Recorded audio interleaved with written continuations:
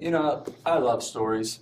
I love how people get started and their passion for why they're doing what they do. So, talk a little bit about how you discovered your passion for doing this great work.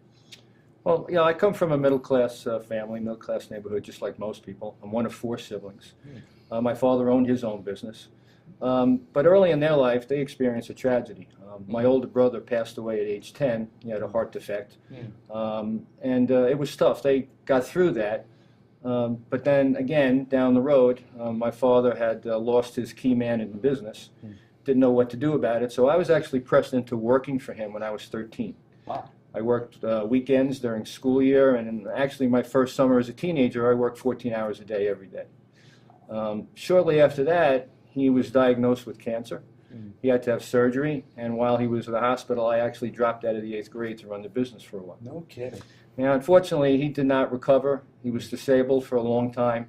He eventually passed away, and we were destitute. No husband, no father, no money, no income. And my mother wound up having to sell the business for a very, very small value. And it was tough. We got through it.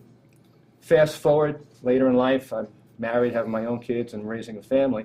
And I get approached by a friend of mine to get into the financial services industry. And then it just clicked.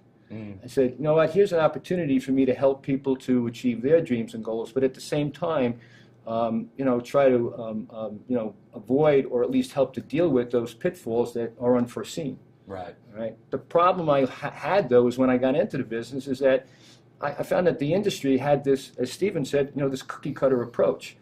It was all products, and one product seemed to be the solution for everybody. Well, that doesn't make any sense. No. I mean, you go to a doctor and he prescribes the same prescription for everybody for this, for all of their ailments? No. Absolutely not. So, trial and error, a lot of experience, constant revision. We came up with our process that we call Wealth with Peace.